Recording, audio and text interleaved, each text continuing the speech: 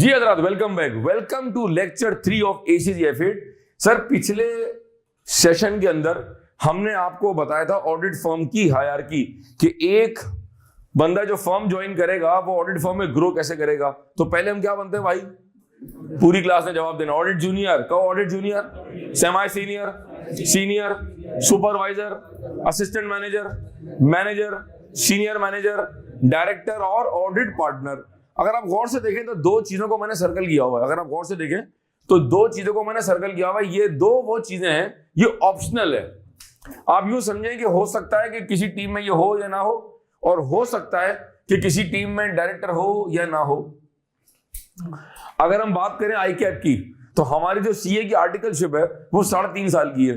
तो ये समझें कि ये वो 3.5 साल का सफर है।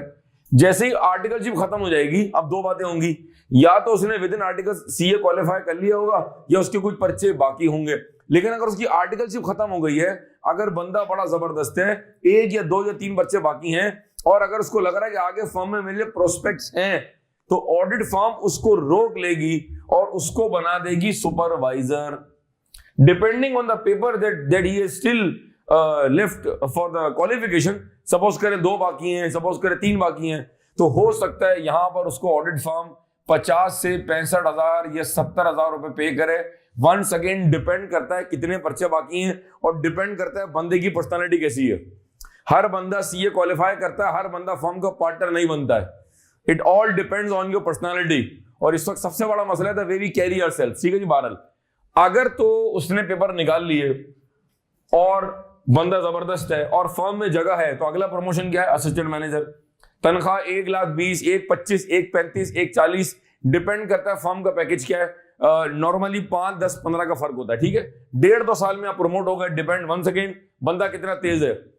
ऐसा भी हो सकता है कि साल में बंदा 2 बार प्रमोट हो जाए। ऐसा भी हो सकता है कि वो 4 साल तक एक ही पोजीशन पे काम करे। वंस अगेन आप पर डिपेंड करेगा। आप कैजुअल स्टाइल में आएंगे, आपकी ड्रेसिंग अच्छी है, आप क्लाइंट से बात नहीं कर सकते, आप बहुत टेक्निकल साउंड है, रिपोर्टिंग खत्म है आपके ऊपर, लेकिन आपको बोलना नहीं आता, आप सामने प्रेजेंट नहीं कर सकते। पार्टनर कह रहे सर प्रेजेंटेशन दे, आप बोले जी मुझे तो पावर पॉइंट इस्तेमाल करना नहीं आता, गए बाहर हो गए आप। ये चीज है ना, जो प्रेजेंटेशन स्किल्स है, ये मरवाएगी हमें। और यहाँ MBAs बड़े स्ट्रॉन्ग है, तो हमें इस पर काम करना है भाई। मैनेजर हो गए, पैकेज 1,50,000, 1,60,000, 1,70,000। सीनियर मैनेजर हो गए 1,80,000, 1,90,000, 2,10,000। समझे कि ये बंदा जो है 2.5-3 तक जाएगा। उसके बाद फिर 2 रास्ते हैं। हर बंदा ऊपर नहीं आ सकता।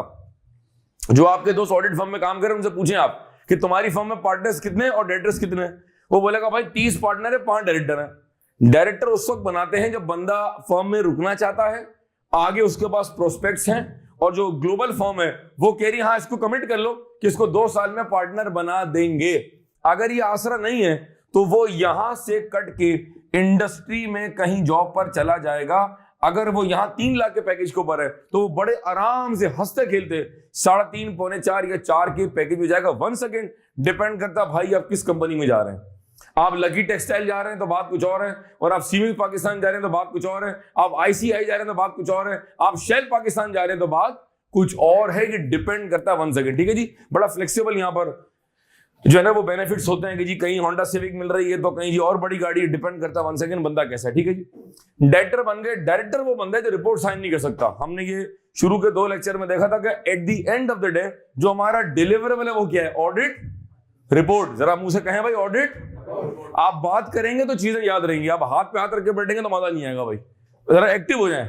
आखिर में at the end of the day हमारा ऑब्जेक्टिव क्या है जी? कहें to sign the audit report.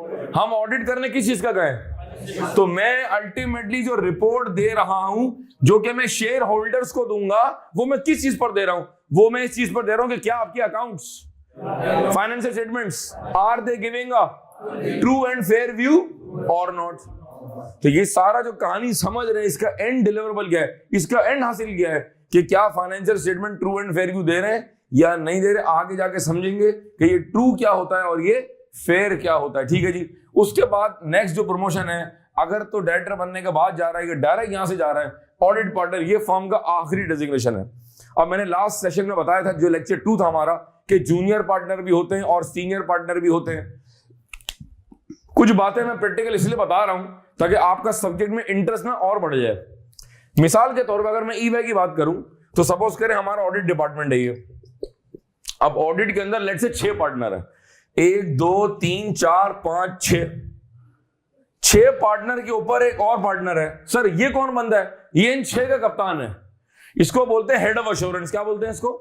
Head of assurance कहो या हेड ऑफ ऑडिट कहो, ठीक है जी। और इसके ऊपर जो है, अच्छा एक फर्म में ऑडिट डिपार्टमेंट भी है, टैक्स डिपार्टमेंट भी है, ये आगे जाके बताऊंगा मैं, कंसल्टेंसी भी है, ट्रांजैक्शन एडवाइजरी भी है। एक फर्म के डिफरेंट पोर्टफोलियो होते हैं।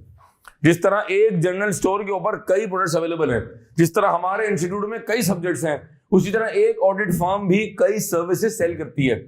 Audit service, taxation service, transaction advisory, business risk services, IT services, जहां पर आपको ओरेकल और सैप की कंसल्टेंसी कराते हैं। वो ये सारी वो जगह है जहां आपने जॉब करनी है। ये आपका वेट कर रहे हैं कि आप क्वालिफाई करें तो आ जाएंगे आप। अब ये आपकी स्पीड है कि आप क्वालिफाई कितनी स्पीड में करते हैं भाई। तो अब सपोज करें एक डिपार्टमेंट, एक और डिपार्टमेंट, 3 पार्टनर यहां हैं, 6 पार्टनर यहां हैं, 2 पार्टनर यहां हैं और 3 पार्टनर यहां हैं। इन सब के ऊपर एक कप्तान है और उन कप्तानों के ऊपर एक और कप्तान है जिसको हम कह रहे हैं कंट्री मैनेजिंग पार्टनर, या हम कहते हैं टेरिटरी लीड पार्टनर, जो कि पूरा पाकिस्तान का एक होगा। यानी इसका मतलब है कि पार्टनर जब आप बन जाएंगे तो उसमें भी प्रमोशन है। एक पार्टनर ड्रॉ कर रहा है महीने के 15 लाख रुपए, एक ड्रॉ कर रहा है 25 लाख रुपए। अब अंदाजा लगाएं कि जो ये पार्टनर होगा सीएमबी, मेरे हिसाब से इसकी जो मंथली मिनिमम ड्रॉइंग है, मिनिमम वो 30 से 35 लाख रुपए है। वाओ सर, वो इतने पैसों को क्या करता है? उसकी मर्जी भाई। वो रोज कबाब जीत जाए, वो रोज जिन्स हो जाए, वो एक बीवी रखे, वो 3 रखे, एज ऑफ बैलेंस शीट उसकी मर्जी है भाई। ठीक है, आप मेहनत करें, हसद ना करें। ठीक है जी। सर ये बताएं एक बंदा कितनी साल में और कितनी जल्दी यहां पहुंच सकता है? देखें आर्टिकलशिप, सपोज करें आपने 18 साल में आपने ज्वाइन किया प्रोफेशन। अब मैं बता रहा हूं आइडियल सिनेरियो, 18 साल में प्रोफेशन ज्वाइन किया आपने, ठीक है, 2 साल में आपने कैफ निकाल लिया, कितने हो गए? 20 हो गए। 20 के बाद जोड़ लें 3.5 साल, कितने होगा भाई? 20 और 3.5 23, चले 6 महीने और पकड़ लें, कितने हो गए? 24 साल में आप यहां पहुंच चुके हैं। अब जिसको पता हो ना कि यार मेरे पास ये टाइम है, मुझे इसमें क्वालिफाई करना है, तो फिर वो आगे पीछे दाएं बाएं ये भी कर लूं, वो भी कर लूं, अच्छा थोड़ा सा वो कर लूं, फिर वो डिस्ट्रैक्ट नहीं होगा क्योंकि टारगेट बिल्कुल क्लियर है, मंजिल सामने, मैंने बीच में डिस्ट्रैक्ट नहीं होना। 24 साल यहां लगा लें, 2 साल यहां लगा लें, 2 साल यहां लगा लें, चलो 3 साल यहां लगा लो, 24 और 2 26, 26 और 2 28 और 3 28 और 3, चलो 1 साल और पकड़ लो, कितने होगा? 32। इसका मतलब है 32 इयर्स ऑफ एज के अंदर there is a clear path of either becoming a what और becoming a what partner. In the minimum amount that partner is drawing, minimum बता रहा हूं, वो कम से कम 7 से 8 लाख रुपए है। अब उसके बाद ये मुझे बताएं, ये प्रोफेशन, ये जो प्रोफेशन की जो पैकेजेस है ना, ये मेरे ख्याल में दुनिया में और किसी प्रोफेशन के अंदर नहीं है। इसीलिए हम कहते हैं कि चार्टर्ड अकाउंटेंट्स हों, ये इसी तो क्वालिफाइड, हम कभी बेरोजगार नहीं हो सकते। और हमारा जो कैरियर है ना, वो यूं नहीं जाता, वो यूं जाता है, डिपेंड करता है कि आप में दम कितना है। तो अगर मैं इसमें एसी को फिट कर दूं, तो मैंने पिछले बैच में बताया था, आपकी मोटिवेशन के लिए बता रहा हूं कि एसी से क्वालिफाइड बंदा जो है वो यहां तक पहुंचेगा, क्योंकि आगे रोड मैप नहीं उसके पास। क्योंकि आप पाकिस्तान में आपको पार्टनर नहीं बना सकते, एज पर आईकेएफ बायलॉज आप रिपोर्ट साइन नहीं कर सकते। आप आईसीडब्ल्यू कर लें तो भी आगे रुक जाएंगे, आप यूएसए सीपीए करके आ जाएं तो भी रुक जाएंगे, आप श्रीलंका का सीए करके आ जाएं तो भी रुक जाएंगे, आप न्यूजीलैंड से आ रहे हैं तो भी रुक जाएंगे, आपने सिमा किया हुआ तो भी रुक जाएंगे। आपको आगे रेसिप्रोकल मेंबरशिप के जरिए आईकेएफ का मेंबर बनना पड़ेगा, तो फिर आगे का पासपोर्ट मिलेगा आपको, फिर आप आगे जाएंगे, बात समझ आ रही? तो इसका मतलब है ये रूट आपके पास है। अब सर ये हम यहां कैसे ज्वाइन करेंगे? या तो आपने F9 तक पर्चे पास कर ली हो। नॉर्मली इस वक्त जो ऑडिट फर्म में ट्रेंड चल रहा है, they hire ACs affiliates. Sir affiliate कौन होता है? जिसने 13 पर्चे पास कर लिए, एफडी को निकाल के 9 पर्चे ये, और बाकी तुम्हारे एसबीएल, एसबीआर और ऑप्शनल के 2, 9 और 4 कितने हो गए? 13 पर्चे करके आप यहां से एंट्री मारेंगे। हो सकता है कि आपको पैसे ज्यादा मिले। जो सी एंटर का पैकेज है, जो स्टार्टिंग स्टाइपेंड जिसको बोलते हैं, वो 14-15 है। चूंकि आप क्वालिफाइड आ रहे होंगे तो हो सकता है कि आपको 20-25 मिले। अब आप यूं सोचें, काम सिखा भी रहे और पैसे भी मिल रहे हैं, और इतना बड़ा नाम कैरी कर रहे हैं आप पीडब्ल्यूसी में भाई में। वो 3 साल जो आपके सीवी पे लग रहा है ना, उससे आपकी सीवी पर ना गोल्ड और चांदी और पता नहीं क्या क्या लग रहा है। अगर समझ आए तब ना, पैशन हो तब ना, सामने ड्रीम हो तब ना भाई, वरना चलता रहेगा कारवां। ठीक है जी, आगे चले। थोड़ा समझा भी रहा हूं, थोड़ा मोटिवेट भी कर रहा हूं। अब जरा यहाँ जो तमाम बच्चे, सर पिछली क्लास में आपने ट्रायंगल यू बनाया था, अब इसको हमने यूं कर दिया। ये डायग्राम भी बना हुआ है, EY ऑडिट कर रहा है। ठीक है, ये क्लास का रूल सेट कर ले। अगर पूरी क्लास जवाब नहीं देगी ना तो मैं पढ़ाना छोड़ दूंगा। मुझे पार्टिसिपेशन चाहिए। ये डिफरेंट आदमी है, ये थोड़ा सा क्रैंकी आदमी है। 20 बच्चे हो तो मैं समझ रहा हूं कि 200 बच्चे बैठे हुए हैं, तो मुझे हर बंदे की ना आवाज है, भले आपने मास्क पहना हुआ है, जरा दम लगाए और हाथ जरा भाई खोलना जरा, ठीक है ना। हम निकाह में नहीं आवे किसी के, ठीक है जी। सर EY कौन है भाई? ठीक है, ऑडिट किसका कर रहे हैं? PSO का ऑडिट किस चीज का कर रहे हैं? बैलेंस शीट डेट क्या है? ठीक है, कितने बंदों की टीम गई? 10 बंदों की। याद है पिछली क्लास में क्या बताया था? लेक्चर 2 आपने जो मिस किया है। 10 बंदे वो हैं जो ग्राउंड पर गए हुए हैं, फील्ड वर्क जिसको बोलते हैं। लाइन ऑफ कंट्रोल पे 10 सिपाही जंग लड़ रहे, दौड़ दौड़ फायरिंग कर रहे हैं। पीछे 3 बंदे बैक ऑफिस में देख रहे हैं। इसका मतलब है जंग लड़ने 10 बंदे नहीं गए, 10 और 3 शामिल होंगे। तो हम जब ऑडिट टीम ग्राउंड पर भेजते हैं, जो टीम ऑडिट क्लाइंट पर फिजिकल मौजूद है और ग्राउंड पर ऑडिट कर रही है, उसको हम कहते हैं फील्ड वर्क। क्या बोलते हैं? Field work. ठीक है, लेकिन बैक ऑफिस में बंदे भी हैं, तो सपोज करेंगे जी ये मिला के 10 बंदे हो गए। अब कितने जूनियर, कितने समय सीनियर, ये डिसाइड कौन करेगा? सर ये डिसाइड करेगा जॉब इंचार्ज और हायर मैनेजमेंट। मेरी पहली जॉब थी PSO बैक इन 2002। मैंने ऑडिट किया PSO का 3 बार। अल्हम्दुलिल्लाह बड़ा क्लाइंट था, अच्छी फर्म में था। हमारी ऑडिट टीम में 15 बंदे EY के थे और 15 बंदे PwC के थे। सर जॉइंट ऑडिट था। Sir what is joint audit? Joint audit वो होता है मेरा भाई जहां पर एक क्लाइंट है और 2 फर्म्स हैं। ये ऐसे ही है कि आधा सिलेबस मैं पढ़ा रहा हूं, आधा कोई और पढ़ा रहा है। सिलेबस बहुत बड़ा है, मेरे पास टाइम नहीं है, रिस्क बहुत ज्यादा है, तो मैं चाह रहा हूं भाई आप भी मेरे साथ पढ़ा लें। अब सर उस केस में रिपोर्ट कितनी बनेगी? 2 नहीं, रिपोर्ट एक ही होगी। रिपोर्ट एक, उस पे सिग्नेचर 2। EY ने यहां साइन कर दिया और बराबर में PwC का साइन। आधी बैलेंस शीट वो कर रहे हैं, आधी हम कर रहे हैं। आधा P&L वो कर रहे हैं, आधा P&L हम कर रहे हैं। सर फीस कितनी? सपोज करो 1 करोड़ फीस है। अब ये फीस भी करोड़ों में है बड़े क्लाइंट्स की। 3 करोड़, 4 करोड़, 5 करोड़, 6 करोड़, 1 करोड़। भाई ठीक है भाई, बड़ा क्लाइंट है भाई, आप रिपोर्ट में लिख रहे हैं accounts are giving a true and fair view. आपका नाम क्या है? साकिब। मैं साकिब को जानता हूं, ये FA 1 से KNS में पढ़ रहा है। क्या बंदा है, क्या पर्सनालिटी, क्या साले की बिल्ड है। मेरा अच्छा दोस्त है भाई साकिब। साकिब टाइट बंदा है भाई। ओरे दादा, साकिब की तो निकल पड़ी। ओ भाई साजिद कपाड़िया तारीफें कर रहा है, भाई दोस्ती करो, क्या बंदा है। तेरी तो लॉटरी निकल गई ना, मुस्कुरा तो ले भाई। ये मैं क्या कर रहा हूं? ये मैं इसकी क्लास में क्रेडिबिलिटी बढ़ा रहा हूं, कम कर रहा हूं? इसकी शान में इजाफा कर रहा हूं, कम कर रहा हूं?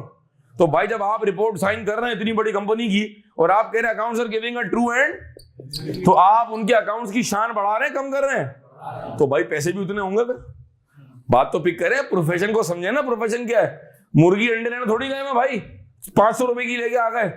नहीं भाई, ऑडिट हो रहा है ये। ठीक है जी, ये 10 बंदों की टीम है। सपोज करें 5 जूनियर, 4 सेमी सीनियर और 1 सीनियर। वो सीनियर कौन होगा?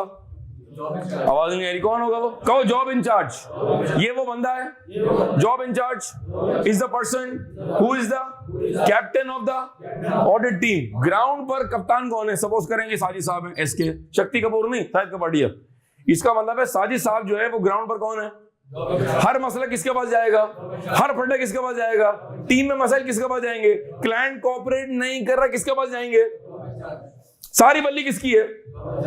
क्लाइंट की हद तक। उसके ऊपर कितने लोग हैं? सपोज करें एक ये 1 2 3 4 10 और 4 कितने हो गए? इसका मतलब है टोटल PSO की टीम में कितने लोग हैं?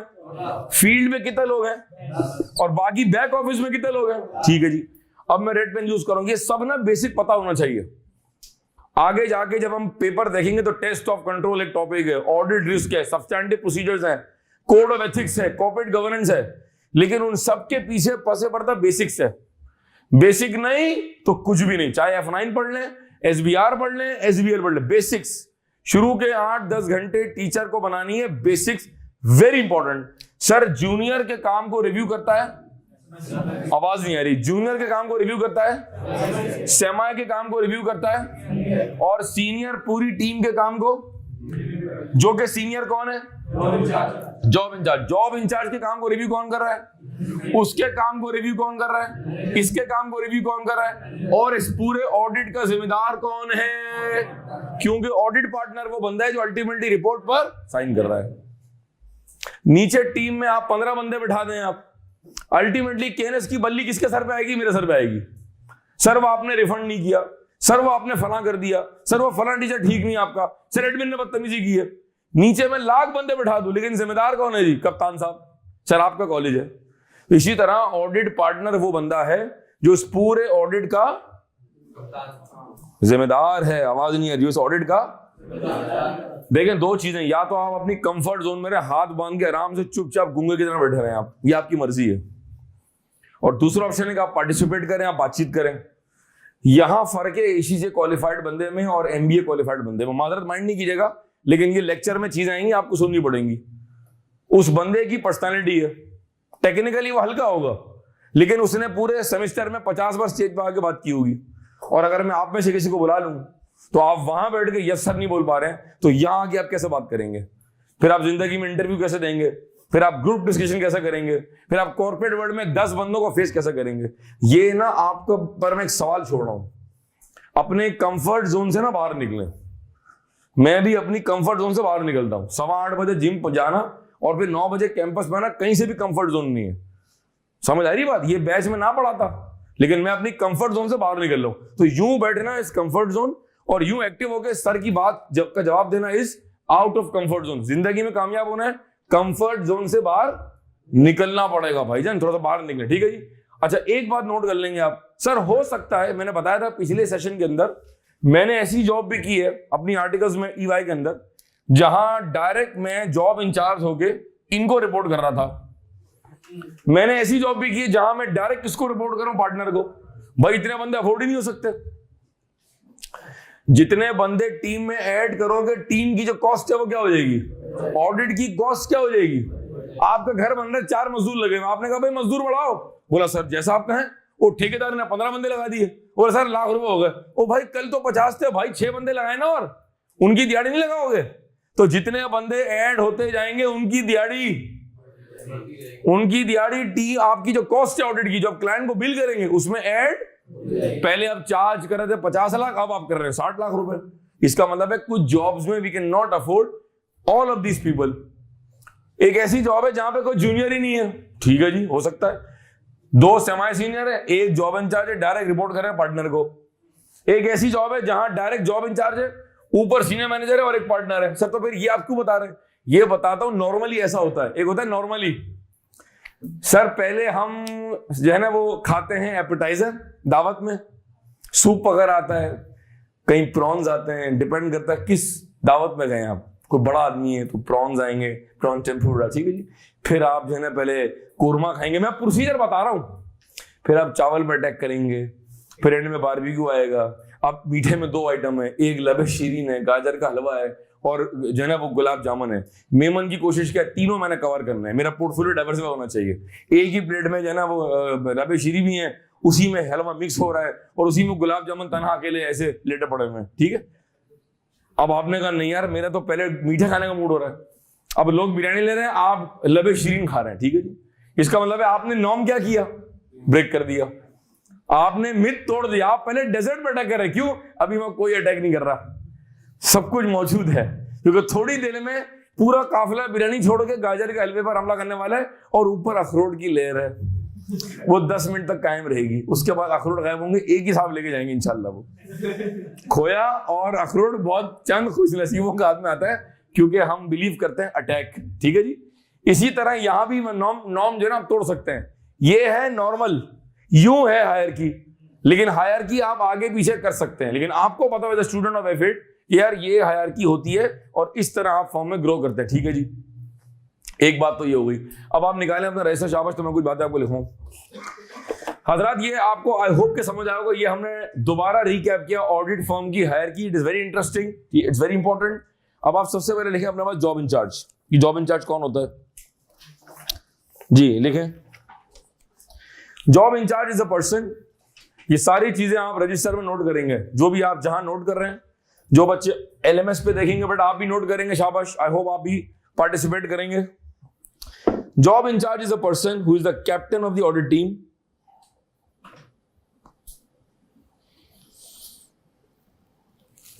Job in charge is a person who is a captain of the audit team at the audit line. Job in charge is a person who is the captain of the audit team at the audit line and is responsible and is responsible and is responsible and is responsible and is responsible for all the procedures to be performed and is responsible for all the procedures to be performed at the audit line and is responsible for all the procedures to be performed at the audit line and is responsible for all the procedures to be performed at the audit line. Full stop. He ensures, अब एक audit का jargon लिखवा रहा हूं मैं, जरा गौर कीजिएगा। He ensures, ENSURES, he ensures sufficient, that लगा दे, he ensures that कर दें, he ensures that sufficient appropriate audit evidence is obtained, he ensures that sufficient and appropriate audit evidence is obtained. He ensures that sufficient and appropriate audit evidence is obtained to enable the audit firm to express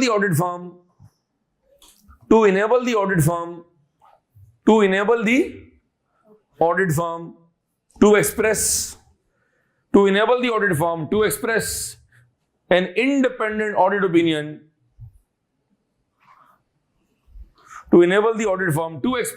independent audit opinion, on the financial statements of the audit line. Financial statement को shortcut में FS लिख दो, ठीक है जी। To enable the audit firm to express an independent audit opinion on the financial statements of the audit client. समझ आया कुछ? जी एक साहब जरा माइक कैरी कर लें ताकि वो रिपीट कर लिया करें। साकिब आप पढ़े थे लास्ट टाइम जी, जरा माइक यहां तक पहुंचा देंगे जी भाई, ठीक है जी।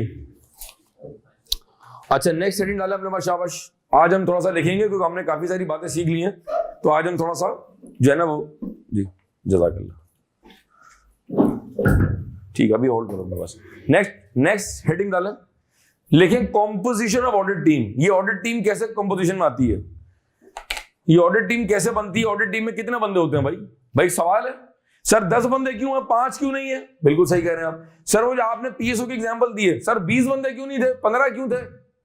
एक ऐसी जॉब मैंने की जहां 4 बंदे हैं, एक ऐसी जॉब थी जहां मैं अकेला था। सर तो ये कैसे होता है? लिखें, हेडिंग डालें composition of audit team. The number of members in an audit team varies from client to client. बात ही खत्म हो गई। The number of members in an audit team varies from client to client.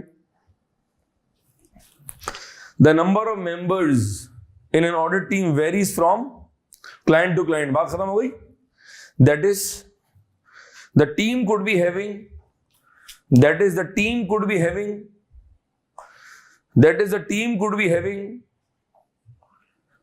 maybe 5 or 10 members. That is, the team could be having maybe 5 or maybe 10 members, depending on the following. That is, the team could be having 5 or maybe 10 members, depending on the following. अब नीचे 2 बातें लिखो। Number 1, risk at the audit line. Risk आगे जाके समझाऊंगा, आज से 315 में रिस्क क्या होता है ये। Number 1, risk at the audit line, वजाहत भी करता हूं उसकी। Risk at the audit line. Number 2, operation/volume of client's business.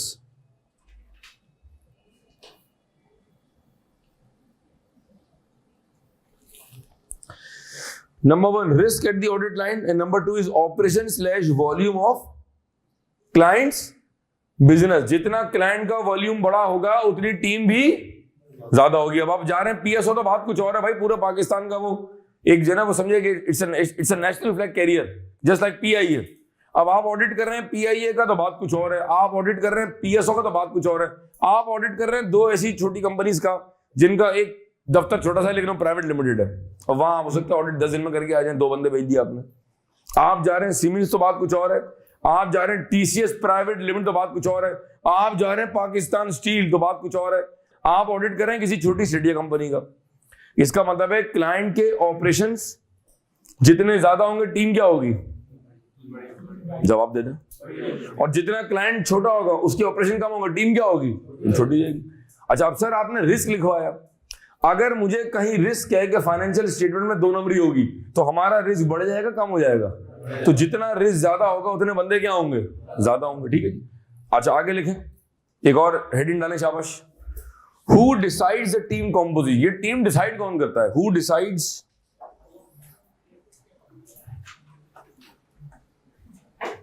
Who decides? Who decides the team composition? या यूं भी लिख सकते हैं Who decides the audit team? बेहतर है कि लिखें Who decides the team composition? आपके ख्याल में क्या होना चाहिए? ये ऑडिट टीम में जूनियर कितने, ये कितने, जॉब इंचार्ज कौन होगा, ये काम करो फला बंदे को छोड़कर फला बंदे को ले लो, एक काम करो उसको छोड़ो उसको टीम में ले लो, ये फैसले किसको करने चाहिए? ठीक है, लिखें the composition of the team is mutually decided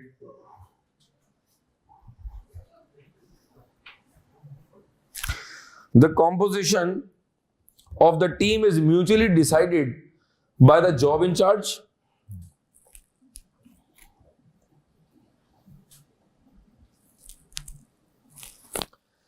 The composition of the team is mutually decided by the job in charge and the manager.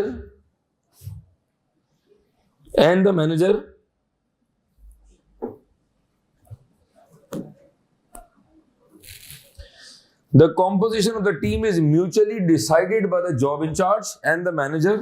However, क्या कहा आगे? However, जब भी ऑडिट की दुनिया में है ना, however, इसका मतलब है कहानी चेंज हो रही है या कुछ और बात भी होने वाली है या मैं कुछ ऐड कर रहा हूं उसके अंदर। However, the audit partner may also provide input. Obvious सी बात है भाई, वो पार्टनर है, वो कह रहा है ये बंदा नहीं ये बंदा लेके जाओ। However, the audit partner may also provide input. However, the audit partner may also provide input / feedback on the team composition. मैं पूरा पैरा रिपीट कर रहा हूं मेरा बच्चा। The composition of the team is mutually decided by the job in charge and the manager. However, the audit partner may also provide input / feedback on the team composition. ठीक हो गई बात? अच्छा, अब एक और हेडिंग डालें अपने पास, हेडिंग डालें। ये सब मैं आपको डॉक्यूमेंट क्यों कर रहा हूं? मैं आपसे कहता आप खुद से कर लें। आप खुद से करते या तो करते या नहीं करते। करते तो 2 बातें होती, या तो ठीक लिखते या नहीं लिखते। ठीक नहीं लिखते तो मसला हो जाता। ठीक है, तो मैं खुद लिखवा रहा हूं ताकि घर जाकर आप इसको पढ़ सकें एक बार। लिखें audit process with in the audit team. Audit process with in the audit team. Audit process with in the audit team. Audit process with in the audit team.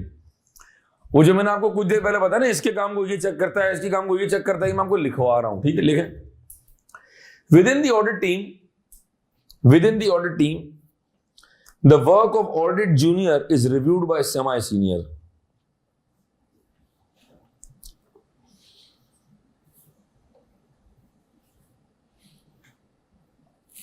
Within the audit team, the work of audit junior is reviewed by semi-senior. The work of audit junior is reviewed by semi-senior. Comma, the work of semi-senior is reviewed by senior. The work of semi-senior is reviewed by senior. The work of semi-senior is reviewed, the work of semi-senior is reviewed by senior. Bracket में लिखो who may be the job in charge. Ideally, सवाल कर रहा हूं आपसे, ideally job in charge कौन होना चाहिए? सेमाई या सीनियर? सीनियर होना चाहिए। ठीक है, अच्छा इस पे भी मैं आपको देता हूं क्लैरिफिकेशन। रिपीट कर रहा हूं पूरा पैराग्राफ, जरा सुनेंगे। Within the audit team the work of audit junior is reviewed by semi senior, comma the work of semi senior is reviewed by senior, bracket में क्या लिखा, who may be the job in charge, and the work of senior, लिखो आगे, and the work of senior, in the work of senior is reviewed by assistant manager slash manager slash senior manager. ये मैंने slash क्यों करवा बताता हूं। इन the work of senior is reviewed bye manager slash assistant manager slash senior manager, whose work will ultimately be reviewed by, whose work, इसका काम, whose work will be ultimately reviewed by the audit partner, whose work will be ultimately reviewed by the audit partner, साथ हो ना मेरे, whose work is ultimately reviewed by the audit partner, who is responsible, who is responsible for signing the audit report, who is responsible for signing the audit report, who is responsible for signing the audit report, who is responsible for signing the audit report। Sir आपने ये क्यों कहा manager slash am slash senior manager, क्यों? क्योंकि हो सकता है कि तीनों हो और हो सकता है कोई एक हो। भाई जॉब इंचार्ज से कहा भाई ये लोग नहीं है, तुम डायरेक्ट इसको रिव्यू कराओ और फिर ये मुझे रिव्यू करा देगा। किसी जॉब पर ना ये है ना ये है, डायरेक्ट सीनियर मैनेजर है। अभी मैंने बताया आपको, डिपेंड करता है कि उस ऑडिट की आपके पास बजट कितना है, डिपेंड करता है काम का प्रेशर कितना है। तो हो सकता है कि जॉब इंचार्ज डायरेक्ट इसको रिव्यू कराए और ये डायरेक्ट पार्टनर को रिव्यू करा दे। तो मैंने कहा M slash manager slash senior manager. जरा बासित भाई जरा इसको पढ़ देंगे एक बार माइक पे जी। हजरात क्रॉस चेक करेंगे पूरी क्लास जी। ये आखिरी वाले को दोबारा पढ़ दें। Audit process within the audit team जी, start. Within the audit work, within the audit the work of audit, within the audit team, जुमला है within the audit team जी। Within the audit team, the work of audit junior is reviewed by semi-senior. ठीक है। The work of semi-senior is reviewed by senior. ठीक है। The job in charge. And the work of senior is reviewed by assistant manager slash manager slash senior manager, whose work will ultimately be reviewed by the audit partner, who is responsible for signing the audit report. आया समझ कुछ? ठीक है जी।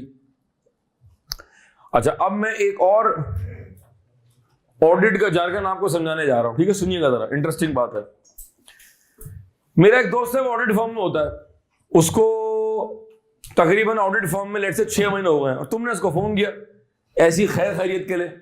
उसका नाम है आबिद। मैंने कहा और बता आबिद क्या चल रहा है ब्रो, क्या आजकल कहाँ है? कह रहा है यार आजकल बस मैं ईवाई में हूं यार। आजकल कहाँ है तू? यार आजकल मैं पीएसओ पर ऑडिट कर रहा हूं। आजकल कहाँ है तू? यार मैं आजकल पीएसओ पर पोस्टेड। आजकल तू कहाँ है? यार आजकल मैं पीएसओ के ऑडिट एंगेजमेंट पर हूं। आजकल तू कहाँ है? यार आजकल मैं पीएसओ के ऑडिट असाइनमेंट पर। आजकल तू कहाँ है? यार आजकल मैं पीएसओ को ऑडिट एश्योरेंस पर। आजकल तू कहाँ है? उसने गाली बक दी। कह रहा है यार 10 मिनट से बकवास कर रहा हूं, कहाँ कर रहा है कवे की तरह। आखिरी बार मैंने फिर पूछा आज स्लो मोशन में, आबिद आजकल तू कहाँ है? आबिद ने कहा आजकल मैं पीएसओ के ऑडिट एंगेजमेंट पर हूं। लफ्ज पे गौर किया आपने? क्या कहा मैंने? ऑडिट एंगेजमेंट जी। एंगेजमेंट तो पता ही है आपको, जिसके लिए आप मेहनत कर रहे हैं, एंड में आपका ड्रीम ही यही है भाई। ठीक है जी, ठीक है जी, कोई ऐसी बात नहीं है। मैंने कहा आबिद आजकल तुम किसके साथ एंगेज्ड हो? कह रहा आजकल मैं पीएसओ के ऑडिट के साथ एंगेज्ड हूं, क्योंकि पीएसओ की जो ऑडिट की जॉब है वो ऑडिट फर्म के लिए एक एंगेजमेंट है। ये बताओ आजकल तुम पीएसओ के अलावा और कहां हो? कह रहे मेरे सेक्शन के अंदर जहां मैं ईवाई में हूं 4 क्लाइंट्स हैं। सपोज करें एक क्लाइंट है पीएसओ, एक क्लाइंट है पीआईए, एक क्लाइंट है पाकिस्तान से, सारा नाम मैंने पसंद किए पी से, और एक क्लाइंट है पीपीएल। ये सारी ईवाई की ऑडिट एंगेजमेंट्स हैं और हर एंगेजमेंट एक अलग एंगेजमेंट है। भाई तू कहां आजकल है? सर मैं आजकल पीआईए पर एंगेजमेंट पर हूं। भाई आप आजकल कहां हैं? सर मैं पीपीएल के ऑडिट एंगेजमेंट पर हूं। भाई साकिब आप आजकल आप कहां हैं? सर मैं जो ना वो पीआईए के एंगेजमेंट पर हूं। बात समझ आ रही है? मेरे वर्ड्स पकड़ रहे हैं आप? मैं आपको जार्गन्स का ना छिड़काव कर रहा हूं सब। इसका मतलब है कि तमाम जो सेपरेट ऑडिट चल रहे हैं, they are called what, they are called what, they are separate audit engagements. इसका मतलब है आजकल ये जो 10 बंदों की टीम है ये कहां एंगेज है, पीएसओ पर। इसका मतलब है जो 10 बंदों की टीम हमने भेजी है, क्या मैं इसको एक और नाम से पुकार सकता हूं क्या? साबुन स्लो है आप लोगों का, माइंड नहीं कीजिएगा। मुझे लगा चेहरे से कि बहुत ही फुर्तीला बैच आ गया, लेकिन माजरत के साथ बिल्कुल ठंडे पड़े हैं, अल्लाह माफ करे। जैसे नहीं बकरा काटने के बाद पड़ा होता है, अल्लाह माफ करे जमीन पर। मैं आपसे कह रहा हूं कि जब ये एक एंगेजमेंट है तो जो 10 बंदों की टीम जा रही है उसको मैं किस नाम से पुकार सकता हूं? Engagement team. थोड़ा सा अकले सलीम पर जोर डालें, इंशाल्लाह जुमला निकलेगा, एंगेजमेंट टीम। अब मैं एक और सवाल करता हूं। सपोज करें जो पीएसओ की जॉब चल रही है, इसका जो पार्टनर है उसका नाम है लेट्स से आबिद, एग्जांपल वही ले लेते हैं, आबिद साहब की। ऑडिट फर्म के अंदर एक पार्टनर को एक जॉब नहीं कर रहा होता, उसके पास मल्टीपल जॉब्स होती हैं। आबिद साहब जो है वो पीआईए भी देख रहे हैं, वो पीएसओ भी देख रहे हैं, वो जनाब पाकिस्तान स्टील भी देख रहे हैं और वो पीपीएल भी देख रहे हैं। इसका मतलब है वो इन चारों के लिए क्या है? Engagement partner. थोड़ा सा अकल भी जोर तो दें। इसका मतलब है वो आबिद साहब जो है इन चारों जॉब्स के लिए क्या कहलाएंगे? एंगेजमेंट। तो यहां से एक वर्ड हमारी जिंदगी में और आ गया, क्या? एंगेजमेंट। लिखें अपने पास एक जुमला लिखें एंगेजमेंट पार्टनर। आप इंटरेस्ट लेंगे तो मजा आएगा, आप इंटरेस्ट नहीं लेंगे तो थ्योरी जो है ना जाके लगेगी जोर से ठा करके। Engagement partner, he is the person who is ultimately responsible, he is the person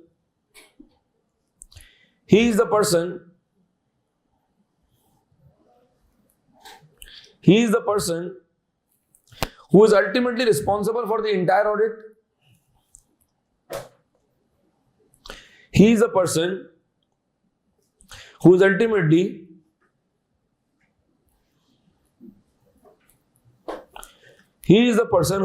responsible for the entire audit, and who is ultimately responsible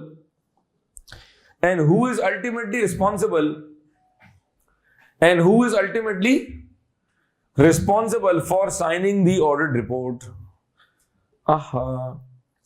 He is the person who is ultimately responsible for the entire audit and is ultimately responsible for signing the audit report. Sir थोड़ा सा और अगर clear कर दें, बिल्कुल clear करेंगे भाई। Basic अच्छी बन गई, आगे जिंदगी आसान। बेसिक में मसला हो गया, आगे मुश्किलात। और हमारे साथ अल्हम्दुलिल्लाह क्वालिटी है, हम बेसिक ऐसी बना देंगे कि जिंदगी भर इंशाल्लाह काम आएगा आपको। ठीक है जी, आप आगे इंडस्ट्री में जॉब करें, आप आगे ऑडिट फर्म में जाएंगे, सारी चीजें आपको इंशाल्लाह हेल्प करेंगी। ठीक है जी, चलें एग्जांपल लेते हैं। सपोज करें अब मैं एक्चुअल में ईवाई का पार्टनर्स के नाम ले लेता हूं, सारे हमारे दोस्त अल्हम्दुलिल्लाह। एक पार्टनर है अरस्तान खालिद, एक पार्टनर है आरिफ नजीर। ठीक है, मैंने कहा अरस्तान भाई आजकल आप कहां हैं, मेरी गुफ्तगू पकड़नी है आपने। देखिए ऑडिट के जार्गन्स हैं, ऑडिट की अपनी भाषा है, ऑडिट की अपनी जबान है। ठीक है जी, जिस तरह नौजवान लड़कों की जबान, और भाई बड़ी क्या चल रहा है। अब अगर दो मेरे अब्बा और मेरे ताया आपस में बात कर रहे हैं तो इस तरह बात करेंगे, और बड़ी बता क्या चल रहा है व्हाट्सएप ब्रो। ताया ने अब्बा को पकड़ के चम्मा मारना है, वो किस तरह बात कर रहा है। नौजवानों की गुफ्तगू और है, खवातीन की गुफ्तगू और है, जो मेरी तरह 28-29 के उनकी गुफ्तगू और है, जो 40s में है बहुत टाइम में भी उनकी गुफ्तगू और है। तो ऑडिट की गुफ्तगू और है। बात समझ आ रही मैं क्या कह रहा हूं आपसे। मैंने कहा अरस्तान भाई आजकल क्या चल रहा है जिंदगी में। कह रहे यार बस ईवाई में पार्टनर हूं। क्या बात है। मैंने कहा क्या क्या देख रहे हो। कह रहे क्या मतलब क्या क्या देख रहा हूं। मैंने कहा मतलब ये आप नाराज ना हो। मैंने कहा ये बताएं आप कौन कौन सी असाइनमेंट्स आपके पास हैं, कौन कौन से ऑडिट हैं। बोला मेरे पास ए क्लाइंट का ऑडिट है, मेरे पास बी क्लाइंट का ऑडिट है और मेरे पास सी क्लाइंट का ऑडिट है। मैंने कहा अरे भाई क्या चल रहा है, खैरियत से है। बोला अल्लाह का बड़ा शुक्र है। मैंने कहा भाई आजकल क्या चल रहा है, क्या क्या असाइनमेंट्स हैं आपके पास। कह रहा मेरे पास डी है और मेरे पास ई है और मेरे पास एफ है। साकिब मुझसे सवाल करता है सर ये बताएं ये दोनों कौन हैं। ये दोनों ऑडिट पार्टनर हैं। आहा। फिर मैंने सवाल किया अरस्तान भाई आप आजकल ए के लिए कौन है। बोला मैं ए और बी और सी के लिए इंगेजमेंट पार्टनर हूं, मैं फर्म में पार्टनर हूं, लेकिन मैं इन तीनों का नहीं, इन तीनों का क्या हूं। और आरिफ भाई आप फर्म में क्या है, मैं फर्म में पार्टनर हूं, लेकिन आप किन क्लाइंट्स के लिए इंगेजमेंट पार्टनर हैं, डी, ई और एफ के लिए। समझ आया कुछ हजरात? मैं 1 मिनट आपको दे रहा हूं, जो समझ आया अब तक, जो कुछ समझ आया उसको अपने जबान में, अपने एग्जाम्पल में, अपने तरीके से नोट कर लें। ये 1 मिनट आपका है, शाबाश, टेक योर टाइम। जी हजरात, लेट्स मूव फॉरवर्ड। अब हम आगे बढ़ते हैं और ये सारा बेसिक कवर करने के बाद हम एक स्टेप और आगे बढ़ते हैं। हमारे पास एक हैंडआउट है जिसके फर्स्ट पेज पर मैंने बताया हुआ है कि हमारे ऑडिट के मोटे मोटे एरियाज कौन से हैं, जिसपे हेडिंग डली हुई ब्रॉड कैटेगरीज। उसके सीधे हाथ पे दिया हुआ हमारे पेपर का स्ट्रक्चर क्या बता चुका हूं, फिर बता रहा हूं। 30 नंबर के ओटीज हैं जिसके अंदर 3 सिनेरियो हैं, हर सिनेरियो के 5 सवाल हैं, हर सवाल 2 मार्क्स का है। 5 2 10, एक सिनेरियो, दूसरा, तीसरा, 30 नंबर ये हो गए। फिर एक सवाल 30 नंबर का है, ये कितने होगा, 30 और 30 60, और फिर हमारे पास 20 नंबर के 2 सवाल हैं। फिर उसके बाद दिया हुआ आपके पास हमारा F8 का पास्ट पेपर एनालिसिस, जो हमने लेक्चर नंबर 1 में कवर कर लिया है। आगे चलते हैं जी। उसके बाद एक स्नैपशॉट दिया हुआ है। सर ये डायग्राम मैं पहले बोर्ड पर बनाता था, मुझे 5 मिनट लगते थे, फिर बच्चे ड्रॉ करते थे, 10 मिनट वो लगाते थे, कितने मिनट लग गए, 15 मिनट बना के दे दिए। तो मैंने 15 मिनट क्या कर लिए, सेव कर लिए। इसके बदले हम आपको 2 पास पेपर एक्स्ट्रा करा देंगे इंशाल्लाह, ठीक है जी। जरा पूरी क्लास रिपीट करें। 2 पार्टी हैं ऑडिट में, नॉर्मली 2 पार्टी हैं। आगे जाके बताऊंगा 2 नहीं है 3 है, आगे जाके बताऊंगा 2 नहीं है, अभी कितनी बता रहा हूं, 2। कहो कौन सी पार्टीज, कहो मैनेजमेंट ऑडिटर्स, मैनेजमेंट ऑडिटर्स। अच्छा, जब मैं कोई बात कहूं तो जो बच्चे क्लास में हैं उनको मुझसे आई कांटेक्ट करना है, बिल्कुल शेर की तरह मेरी आंखों में देखें आप। सर ये वाली पार्टी मैनेजमेंट है और ये वाली पार्टी हमारी वाली कौन सी, एक्सटर्नल। जब मैं क्लास में कहूंगा ऑडिटर, क्या कहूंगा, तो हम क्या समझेंगे, एक्सटर्नल के इंटरनल, एक्सटर्नल। जब मैं क्लास में ऑडिटर कहूंगा तो मेरा मतलब क्या है मेरा बच्चा, एक्सटर्नल। जब मैं इंटरनल मुंह से कहूंगा तो फिर क्या समझोगे, इसका मतलब अगर मेरे मुंह से बाय डिफॉल्ट निकल रहा है ऑडिटर ऑडिटर ऑडिटर, ये एक्सटर्नल इंटरनल, एक्सटर्नल। कौन, जो बाहर से आ रहे हैं, जिनका कंपनी में कोई स्टेक। सर एक पार्टी ये है और एक पार्टी ये है, दोनों हसीन पार्टी हैं। ये मैनेजमेंट की पार्टी है, ये ऑडिट फर्म वाली पार्टी है। सर आपका काम कुछ और है, हमारा काम कुछ और है। हमारा काम कुछ और है, आपका काम अकाउंट्स बनाएंगे आप। रिपीट करें, अकाउंट्स आप बनाएंगे, अकाउंट्स आप बनाएंगे, अकाउंटिंग ट्रीटमेंट आप करेंगे, अकाउंटिंग एस्टिमेट्स आप लेंगे, इंटरनल कंट्रोल की जिम्मेदार आप हैं। हम ऑडिट करेंगे, हम ऑडिट करेंगे जो आपने ट्रीटमेंट किए हैं उनको सैंपल बेस के ऊपर हम चेक करेंगे। जो आपने अकाउंटिंग एस्टिमेट लिए, जो आपने मुख्तलिफ रंगों नस्ल के प्रोविजन बनाए, provision for law suit, restructuring, warranty, doubtful debt और फलाना, उनको आपने जिस बेस पर बनाया है, जिस अजम्पशन पर बनाया है, उस अजम्पशन को हम वेरीफाई करेंगे। लेकिन याद रहे, अकाउंट्स बनाने की जिम्मेदारी हम अकाउंट्स बनाने, अगर हमने अकाउंट्स बना लिए और फिर बाद में हम ही ने कहा कि accounts are giving a true and fair view, तो फिर ये इंडिपेंडेंट ओपिनियन नहीं होगा। और सारा प्रोफेशन किस पर बेस कर रहा है, that we have to be, we should be, we must be what. बात पिक कर रहे हैं, इतनी जान डाल रहा हूं ताकि दिमाग में जाके घुसे ये। अच्छा सपोज करते हैं जी, ये मैनेजमेंट की पार्टी है और ये हमारी पार्टी है। मैं उस तरफ नहीं आऊंगा और आप इस तरफ नहीं आएंगे। अब एक बंदा यूं खड़ा हो गया, नहीं यूं नहीं खड़ा हो सकते आप, एक पांव यहां एक पांव यहां, ये नहीं हो सकता भाई। या तो इस पार्टी के हो जाओ या इस पार्टी के हो जाओ, क्योंकि अगर पार्टी चेंज कर ली, वो यहां आ गए हम वहां चले गए, तो ऑडिट की जो सारी बुनियादें हैं ना, जो ऑडिट का प्रीमाइस है वो हिल जाएगा। इसका मतलब है ये बात बड़ी क्लियर कर लें कि जी आपकी जिम्मेदारी कुछ और है, हमारी जिम्मेदारी, उस जिम्मेदारी को मैंने इस हैंडआउट के अंदर मैंने क्लियर कर दिया है। देखें किस हसीन खूबसूरती के साथ मैंने एक अंडा बनाया हुआ है और अंडे के दरमियान में जो इशारा फैसल निकली हुई है उसमें लिखा हुआ ऑडिट। ठीक है जी, एक तरफ कौन सी पार्टी है पूरी क्लास, एक तरफ कौन सी पार्टी है, उसके सामने कौन सी पार्टी है, दरमियान में क्या चल रहा है, नीचे हेडिंग में क्या लिखा हुआ है, रिस्पॉन्सिबिलिटीज। जी साकिब भाई, एक तरफ पढ़ लें मैनेजमेंट की जिम्मेदारी और एक तरफ आप पढ़ लें ऑडिटर की जिम्मेदारी। जनाब जी, Management responsibilities, running of the company, implementation of internal controls, preparation of the financial statement. दोबारा पढ़ें। Running of the company, जी implementation of internal controls, preparation of financial statement. जी, मैनेजमेंट की जिम्मेदारी क्या है? रनिंग ऑफ द कंपनी, पूरी class को running of the company, implementation of internal controls, preparation of financial statement. ये मैंने मोटी मोटी बातें लिख दी, 50 बातें और होंगी यार। ये मैंने मोटी मोटी छोटी छोटी क्यूट क्यूट सी बातें लिख दी हैं जो हम आसानी से रिटेन कर सके। और ऑडिटर की जिम्मेदारी क्या है जी? पूरी class conducting an audit, expressing an opinion और giving recommendations on internal control to management. Sir ये थर्ड आइटम क्या है? थर्ड आइटम बाद में बताएंगे। अच्छा, अगर आप गौर से ऊपर देखें तो एक्सटर्नल ऑडिटर के सीधे हाथ पर बहुत सारी जुमले लिखे हुए हैं, ये सारे ऑडिट के जार्गन्स हैं। साकिब अगर इनको जरा आराम आराम से जोर से पढ़ लें आप। सर ये ऑडिट के जार्गन्स बता रहा हूं मैं, जो ये ऑडिटर के बराबर में वर्ड्स लिखे हुए, they are all the audit jargons. पढ़े शाबाश। पहला jargon, Inherent limitations of an audit. Inherent limitations of an audit. बताऊंगा क्या होता है। Next, Scope of an audit. Scope of an audit, Professional judgment. Professional judgment, Professional skepticism. Professional scepticism, Level and types of assurance. Level and types of assurance. और आगे लिखा हुआ है, they are all what? They are all basic concepts of an external audit. अब एक काम करें, अपना रजिस्टर निकालें आप जरा हजरात, और अपने रजिस्टर को ऐसे निकालें कि उल्टा हाथ और सीधा हाथ जो है ना वो आपके पास खाली हो। मैं कुछ बातें यहां लिखवा रहा हूं, कुछ बातें मैं यहां लिखवा रहा हूं, मैं कंपेयर करवा रहा हूं। ठीक है, एक तरफ आप लिखें शाबाश। अपने पेज को हजरात जो बच्चे एलएमएस पे देख रहे हैं 2 हिस्सों में डिवाइड कर ले। अभी मैं इस वक्त दोनों लेफ्ट और राइट पर 3-3 पॉइंट लिखवा रहा हूं, 3 इधर और 3 इधर। बेसिकली मैं कितने पॉइंट लिखवा रहा हूं आपको? 6, 3 इधर और 3 इधर।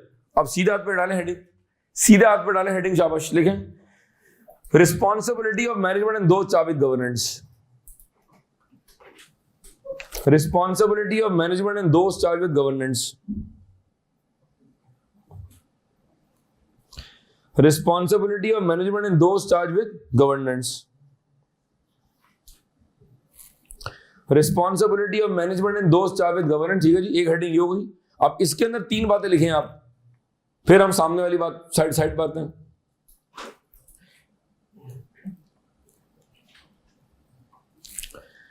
पहला point, it is a responsibility of management, it is a responsibility of management to prepare the accounts. It is a responsibility of management to prepare the accounts with the oversight. It is a responsibility of management to prepare the accounts with the oversight of those charged with governance. TCWG, shorthand में लिख लें TCWG. It is a responsibility of management to prepare the accounts with the oversight of those charged with governance. लिख दें आगे bracket में BOD, oversight of those charge with governance. ठीक है जी, bracket में लेते हैं BOD। TCWG का मतलब है board of directors. Second point, to prepare the accounts, to prepare the accounts as per the, to prepare the accounts as per the, to prepare the account as per the, to prepare the accounts as per the applicable financial reporting framework. To prepare the accounts as per the applicable financial reporting framework. To prepare the accounts as per the applicable financial reporting framework. To prepare the accounts as per the applicable financial reporting framework. अब जरा यहाँ 2 minute सुनिएगा मेरी बात। मुझे बताएं, माशाल्लाह सारे बच्चे F3 पढ़ के आ रहे हैं, पास करके आ रहे हैं, कुछ ने F7 दे दिया होगा, कुछ दे रहे होंगे। क्या हमने अकाउंटिंग स्टैंडर्ड्स पढ़े हैं? जरा जुमले पे गौर कीजिएगा। IAS, international accounting standard, international financial reporting standard. पूरे पाकिस्तान में पिज्जा हट का जो चिकन टिक्का फ्लेवर है उसका टेस्ट सेम है। अगर आप मैकडोनल्ड्स जाके उनसे कहें जी मुझे बीफ बर्गर चाहिए, तो जो बीफ बर्गर का टेस्ट एयरपोर्ट वाली ब्रांच पे आ रहा है मैकडोनल्ड्स के, वही टेस्ट जो है ना इलाहाबाद में आ रहा है। क्यों? क्योंकि जो बनाने का स्टैंडर्ड है वो क्या है? सेम है। आप IAS 16 का ट्रीटमेंट और कर रहे हैं, आप कुछ और कर रहे हैं, आप कुछ और कर रहे हैं, अकाउंट्स का पेड़ा गरक कर दिया आपने। ये नहीं हो सकता। अगर आप हर कंपनी हर कंट्री अगर अपने हिसाब से अकाउंटिंग करने बैठ गया तो फिर तो अकाउंट्स कंपेरेबल ही नहीं होंगे, फिर तो मैं इन्वेस्ट करूंगा ही नहीं। सीमेंस पाकिस्तान तो चार्ज ऑफ कर रहा है, आप तो कैपिटलाइज कर रहे हैं, उनकी बैलेंस शीट तो ट्रिलियंस में आ रही है, आपकी जो है ना वो बिलियंस में आ रही है, ये तो अकाउंट्स का तो पकौड़ा बन जाएगा। नहीं, अकाउंटिंग के भी स्टैंडर्ड और ऑडिटिंग के भी स्टैंडर्ड, तभी तो कंपनीज कंपेरेबल होंगी आपस में। मैं ऑटोमोबाइल सेक्टर में इंडस मोटर को भी देख रहा हूं, और मैं देख रहा हूं होंडा, और मैं देख रहा हूं किया मोटर्स को। उन तीनों के अकाउंट्स कंपेरेबल हैं, क्योंकि जो बनाने के स्टैंडर्ड है वो क्या है, वो सेम है। क्या हमारे पाकिस्तान में हमारे अपने कोई लोकल स्टैंडर्ड है? नहीं। क्या हमारा यूके और यूएस की तरह जहां आईएफआरएस ऑलमोस्ट आ चुका है, वहां आ रहा है gap, generally accepted accounting principles? क्या पाकिस्तान का अपना कोई गैप है? नहीं, यही तो बहुत बड़ा गैप है। हमारे पास टाइम ही नहीं है, हम और इतने अहम मसलों में डिस्कशन कर रहे होते टीवी के ऊपर कि we don't have time to make gap. चूंकि हमारा कोई गैप नहीं है, लिहाजा हम पाकिस्तान में किसको फॉलो, हम किसके मानने वाले हैं अल्लाह के बाद? हम मानने वाले हैं आईएफआरएस के। तो अगर आपसे कोई इंटरव्यू में सवाल कर ले, साकिब भाई ये बताएं कि पाकिस्तान में अकाउंट्स बनाने का रेलेवेंट फ्रेमवर्क क्या है, तो आप क्या बोलेंगे? International financial reporting standard and international accounting standard, ये हमारा रेलेवेंट फ्रेमवर्क और हम इसके मानने वाले हैं। अल्लाह रसूल के बाद हम इसके मानने वाले हैं भाई। तो मैं पॉइंट दोबारा पढ़ देता हूं, F7 भी पास है, आज तक ये समझ नहीं आएगा आईएफआरएस है क्या और इसका नाम आईएफआरएस क्यों है। हमने आज इस राज से पर्दा उठा दिया, इंटरनेशनल फाइनेंशियल रिपोर्टिंग स्टैंडर्ड, ताकि हर कंपनी का ट्रीटमेंट का जो स्टैंडर्ड है वो क्या हो, वो सेम टू सेम हो। To prepare the account as per the applicable financial reporting framework, example IFRS and IS. To prepare the account, जुमला पूरा कर लें, to prepare the account as per the applicable financial reporting framework, example, point number 2 ही चल रहा है, example IFRS and IS, IAS. अभी बताऊंगा, एक आईएस है और एक आइजा है। ये आइजा पड़ा हुआ नीले रंग का, ये आइजा है, ये है हमारे ऑडिटिंग स्टैंडर्ड, हम इसके मानने वाले भी हैं। वो आईएफआरएस है, वो आईएस है, ये आइजा है, इंटरनेशनल स्टैंडर्ड्स ऑफ ऑडिटिंग। ठीक है जी, बात करेंगे जी। Third point,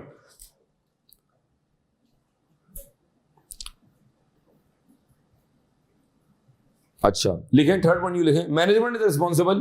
third point you लिखें, management is responsible, management is responsible,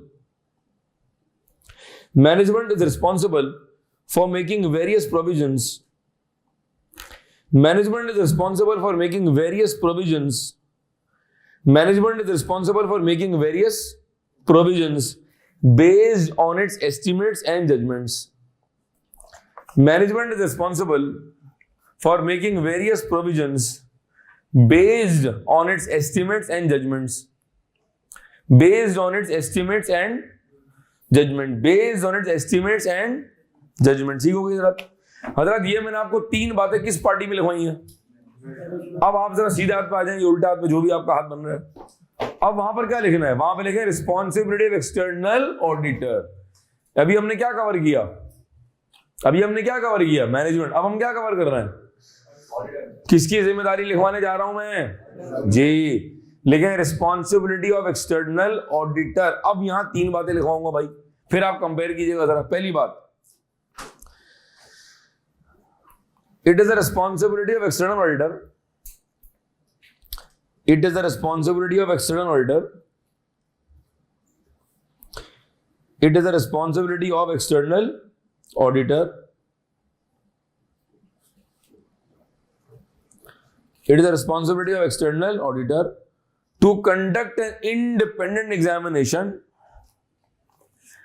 It is the responsibility of external auditor to conduct an independent examination of financial statements made by the management. It is the responsibility of external auditor to conduct an independent examination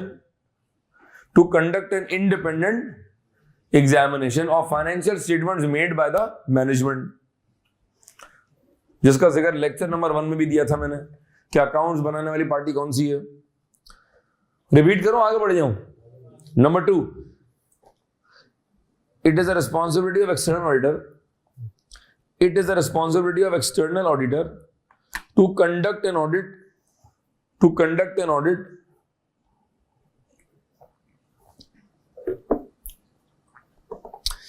it is the responsibility of external auditor to conduct an audit and to ensure that accounting treatments are made in accordance with the and to ensure that accounting treatments are made in accordance with the applicable financial reporting framework, जिसका जिक्र कुछ देर पहले हुआ है. पूरा point दोबारा repeat कर रहा हूं.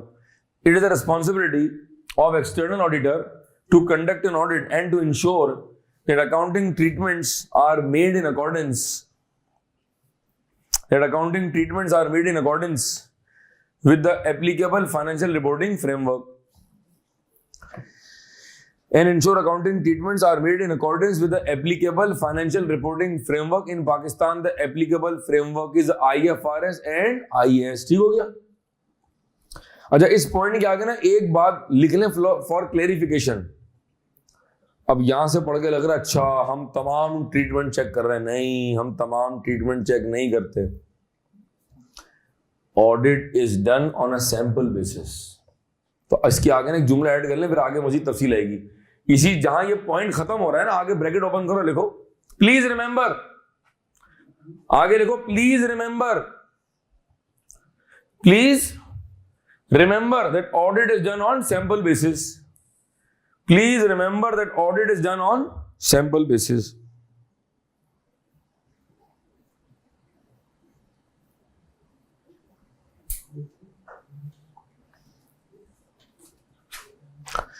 Please remember that audit is done on sample basis. अब लिखे point number 3.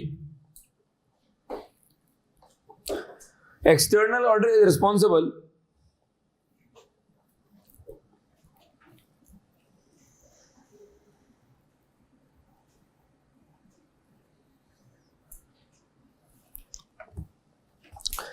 External auditor is responsible for evaluating. External auditor is responsible for evaluating and assessing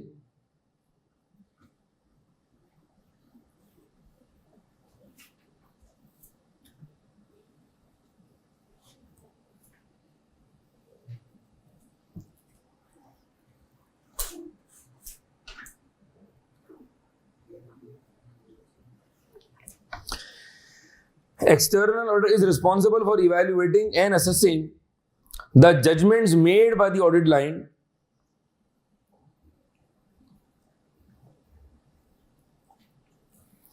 External auditor is responsible for evaluating and assessing the judgments made by the audit line and to ensure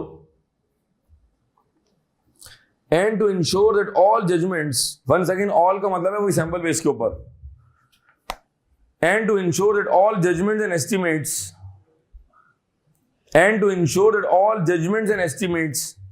are reasonably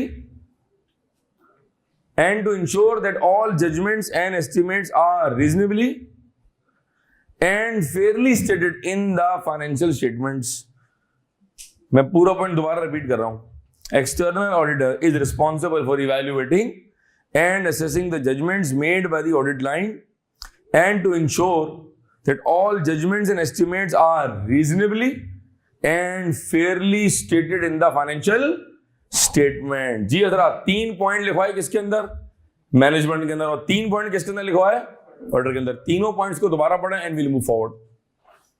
जरा दोबारा पढ़ लें जी, एक बार mic पे जरा पढ़ लें.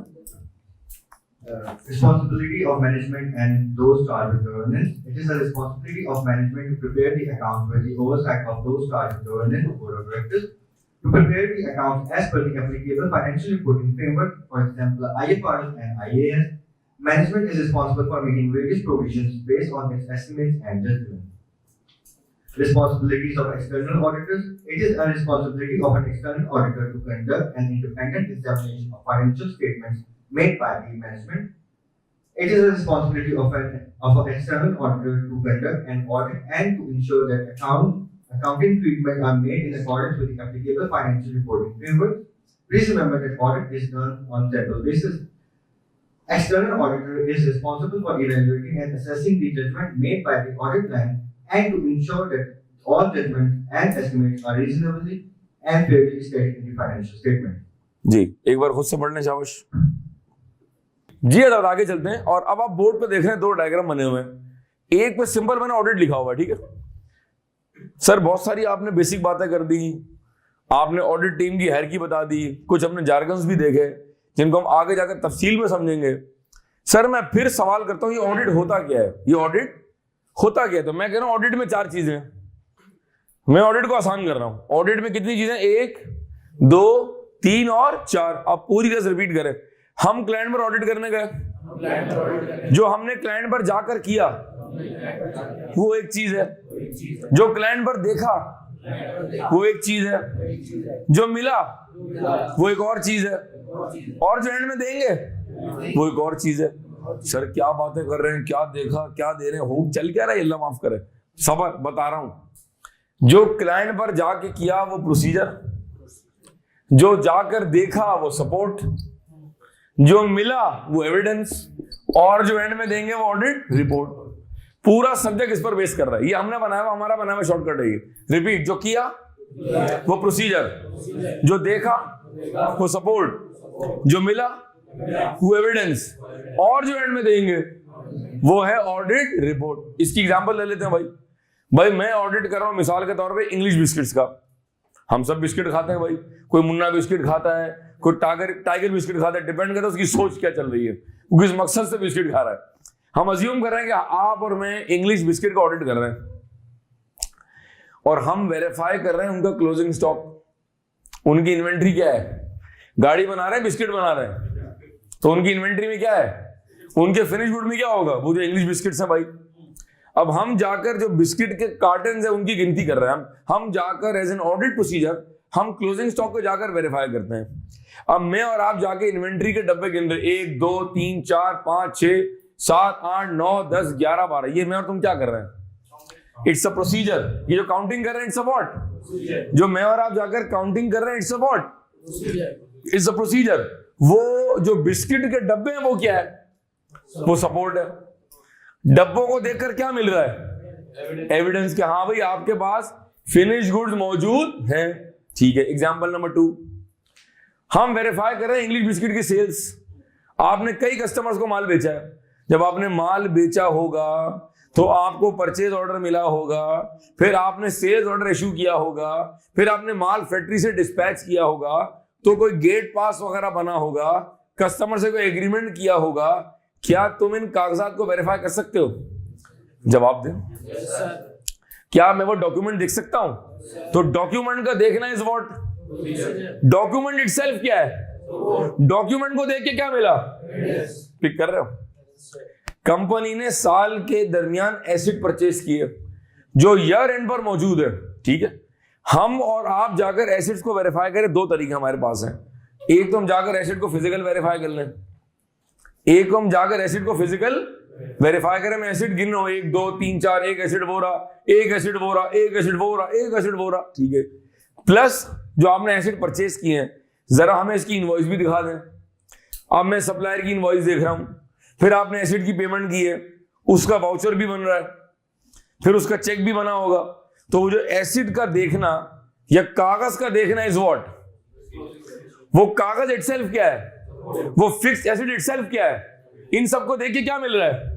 जब एक ऑडिटर सैंपल बेस के ऊपर P&L बैलेंस शीट को वेरीफाई कर लेगा, जब वो एविडेंस ले लेगा, तो वो इस पोजीशन में होगा कि वो एक रिपोर्ट के ऊपर शेयर होल्डर से ये कहेगा हमने प्रोसीजर किए, हमने ऑडिट किया और हम ये कह रहे हैं that accounts are giving a true and fair view. को समझ आया? रिपीट कर, ऑडिट में 4 चीजें, ऑडिट में 4 चीजें, जो किया वो प्रोसीजर, जो देखा वो सपोर्ट, जो मिला वो एविडेंस, और जो एंड में देंगे वो ऑडिट।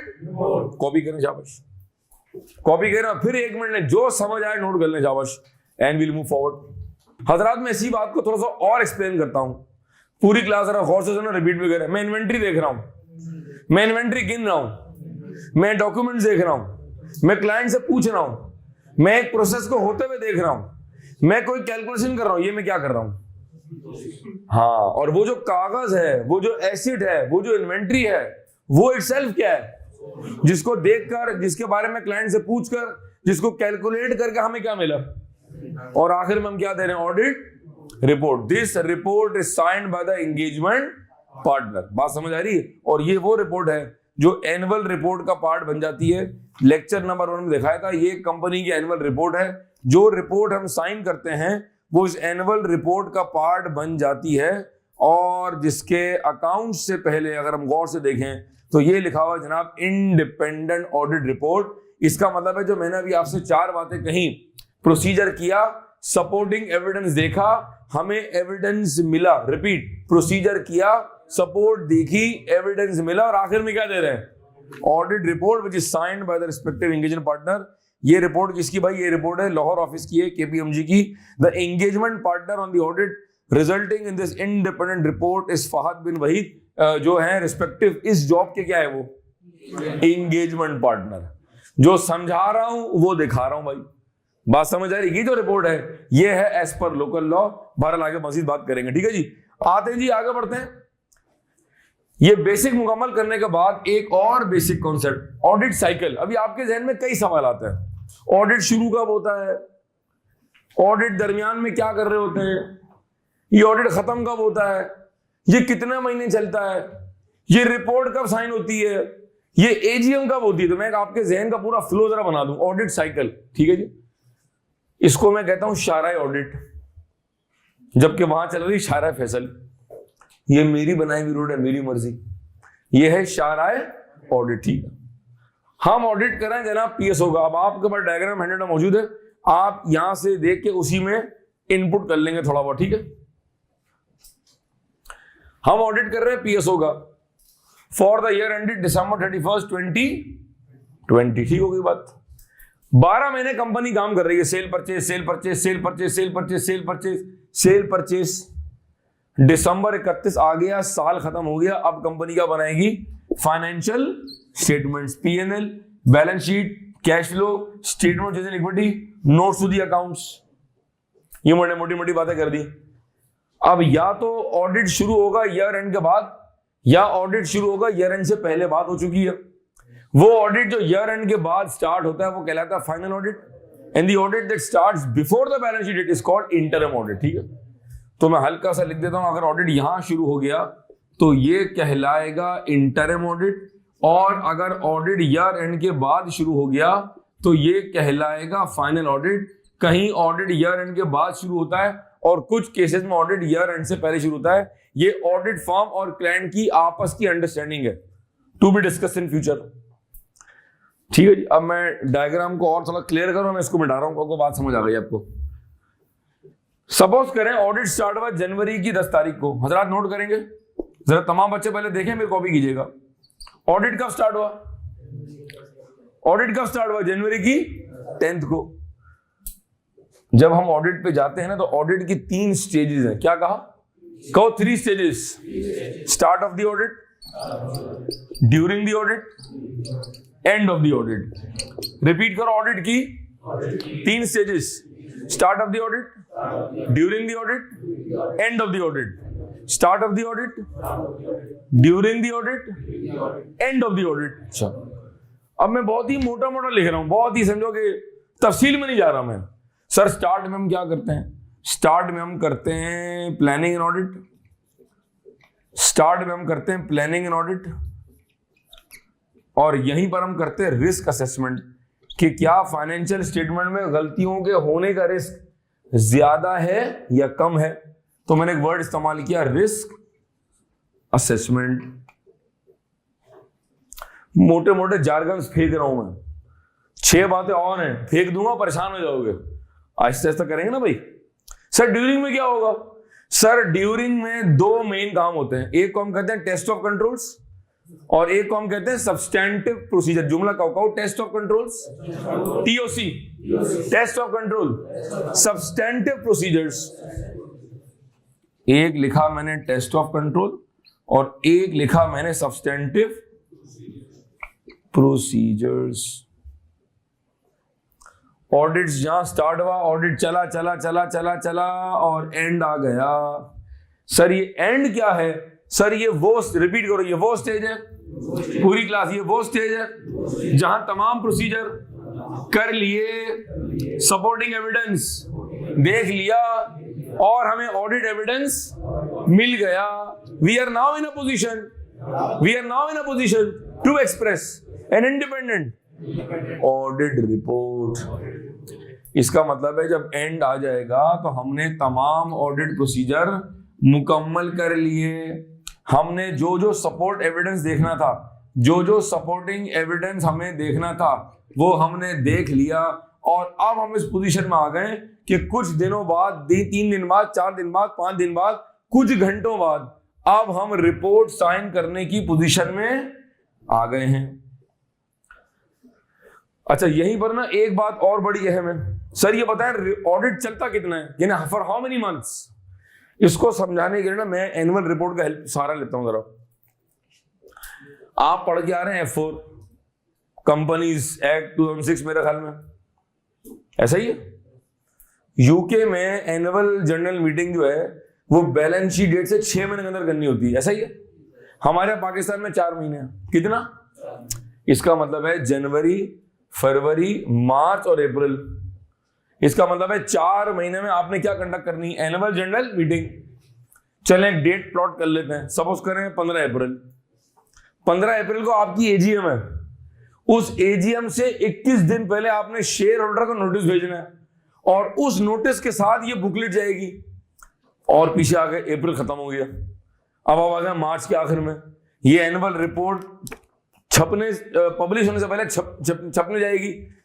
ये एनुअल रिपोर्ट अगर ये मेरे पास कैसे है, मैं इस कंपनी का शेयर होल्डर हूं, इसका मतलब है मेरे पास ये एनुअल जनरल मीटिंग के 21 दिन पहले घर पे आई होगी, उससे पहले 8-10 दिन में छपी होगी, किसी ने इसकी प्रूफ रीडिंग की होगी।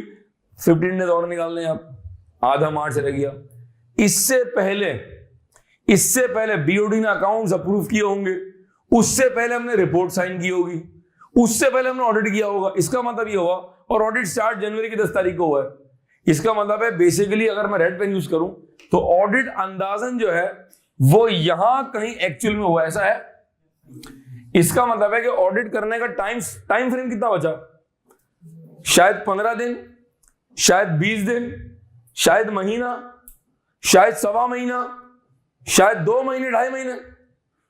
अगर मैं आपको स्टेटमेंट दे दूंगा मैक्सिमम जो ऑडिट चलता है ना, पाकिस्तान की बात कर रहा हूं मैं स्पेसिफिकली, तो ऑडिट चलता है 2 से सवा 2 महीने। मैं इसका आपको प्रूफ दूं हजरात। ये मेरे पास जो एनुअल रिपोर्ट है ये है तारिक ग्लास गनी इंडस्ट्रीज की, इट्स अ लिस्टेड कंपनी। और अगर मैं आपको इसका ईयर एंड बताऊं, तो इसका ईयर एंड है जून 30, 2020, ठीक है जी। और इसकी जो रिपोर्ट साइन हो रही है, ये चूंकि कोविड का दौर था, इफ यू ऑल रिमेंबर, ये कोविड का दौर था। अगर मैं आपको एक और एनुअल रिपोर्ट दिखाऊं जो कि इस वक्त नहीं है मेरे पास, तो उसकी जो ऑडिट रिपोर्ट है वो है तकरीबन अगस्त के दरमियान की। लेकिन ये जो रिपोर्ट है ये अक्टूबर में जा रही है, क्योंकि आपको याद होगा कि जून 20 में Covid was at its peak in Pakistan across the globe, तो वहां पर चीजों को डेफर किया गया था। तो इसकी जो रिपोर्ट आ रही है वो आ रही है अक्टूबर 6, जबकि ईयर एंड क्या है? जून, जुलाई, अगस्त, सितंबर, अक्टूबर। इसका मतलब है एनुअल जनरल मीटिंग भी आगे की गई होगी। लेकिन अगर मैं आपको कन्वेंशन रिपोर्ट दिखाऊंगा जो कि 18-19 की है, तो आप ये देखेंगे कि जो जून का ईयर एंड है, कहीं रिपोर्ट है मिसाल के तौर पे जुलाई के आखिर की, और मेजोरिटी केस में जो रिपोर्ट है वो अगस्त के महीने की है। इसका मतलब है कि जून का ईयर एंड है तो जुलाई, अगस्त। इसका मतलब है कहीं रिपोर्ट 1.5 महीने में हुआ है, कुछ रिपोर्ट सितंबर की है। इसका मतलब है अगर जून 30 के बाद ऑडिट शुरू हुआ है और अगर रिपोर्ट सितंबर की है, इसका मतलब है ऑडिट कितने अरसे में हुआ है? मैक्सिमम 2 से सवा 2 महीने। इसका मतलब है हमारा जो पूरा सिलेबस है, प्रैक्टिकली कहां फॉल कर रहा है? इस 2 सवा 2 महीने के अंदर। अब यहां से एक बात और जहन में आती है, कंपनी काम कर रही है 12 महीने, हम ऑडिट कितने अरसे में कर रहे हैं? 15 दिन, महीना, 1.5 महीना, 2 महीना, सवा 2 महीना, बहुत तीर मार लिया 2.5 महीना। क्या 12 महीने की ट्रांजैक्शन आप इतने अरसे में वेरीफाई कर सकते हैं? इसका क्योंकि आपने 4 महीने में एजीएम करनी, जिसका एक वो है साइकिल है पूरी, कि जनाब आपने एजीएम करनी है तो 21 दिन पहले का नोटिस जाएगा, तो एनुअल रिपोर्ट छपेगी, उससे पहले प्रूफ रीड होगी, बाइंड होगी, फिर अकाउंट्स अप्रूव होंगे, उससे पहले रिपोर्ट साइन होगी, उससे पहले हमने काम खत्म किया होगा क्लाइंट पे जाकर जो फील्ड वर्क था। इसका मतलब ये हुआ कि जब 12 महीने का काम इतने अरसे में चेक हो रहा है, इसका मतलब है कि यहां से एक लॉजिक दिमाग में क्लिक होती है कि sir 100% testing is not possible. तभी ऑडिट की फंडामेंटल्स है कि audit is done on sample basis. We are not checking all transaction. ये जुमला रिफ्रेश करूं, we are not checking 100% transaction. एक बात सपोज करें एजीएम की डेट है 15 अप्रैल, जरा बात को आगे बढ़ाता हूं। एजीएम की डेट है 15 अप्रैल। 15 अप्रैल वो दिन है जहां कंपनी के तमाम शेयर होल्डर किसी अच्छे से बैंक्वेट में या किसी हॉल में या कंपनी ऑर्डर में जमा होंगे, और ये वो दिन है जहां कंपनी अपना नॉर्मल बिजनेस डिस्कस करेगी। बहुत सारे यहां पर बिजनेस के मामले डिस्कस होंगे। ये वो डेट है 15 अप्रैल 2021। ये वो डेट है जहां ऑडिटर्स विल रिटायर ऑटोमेटिकली, क्योंकि पाकिस्तान में जो ऑडिट का टेन्योर है वो 1 साल है, एजीएम टू एजीएम। इसका मतलब है जिन ऑडिटर्स को 2020 में, जिन ऑडिटर्स को यहां कहीं 2020 में अपॉइंट किया गया होगा फॉर द ऑडिट ऑफ 2021, वो 2021 के अंदर जो एजीएम हुई है किस साल की, मैं फिर रिपीट कर दूं, एक्सटर्नल ऑडिटर को जो इस एजीएम में ऑटोमेटिकली रिटायर हो रहा है, जिसको दोबारा अपॉइंट किया जाएगा या तो उसको या किसी और को, उसका अपॉइंटमेंट कब होगा, उसका अपॉइंटमेंट जो है वो 2000 पिक कर रहे हैं 2019। ये जो ऑडिट है ना ये 2021 का नहीं है, ये ऑडिट किस साल का हो रहा है, इसका मतलब है अपॉइंट कहां किया गया होगा 2019 के बाद जो 2020 में एजीएम हुई होगी। अगर तो ईयर एंड दिसंबर है, देखिए मैंने यहां से जो आपको ईयर एंड समझाया वो मैंने आपको मिसाल किस साल की दी थी, इसका ईयर एंड था जून, ठीक है जी। अच्छा यहां क्या चल रहा है, यहां चल रहा है दिसंबर, तो जरा एग्जांपल को मॉडिफाई कर देता हूं ताकि आप कंफ्यूज ना हो। अगर तो दिसंबर खेल रहे हैं हम, इसका मतलब है दिसंबर 31 2019 जिसकी एजीएम 2020 में हुई होगी, उस एजीएम में आपको इस साल के लिए अपॉइंट किया गया होगा जिसकी एजीएम कब हुई है। इसका मतलब है जिस ऑडिटर को यहां कहीं अपॉइंट किया गया होगा फॉर द ऑडिट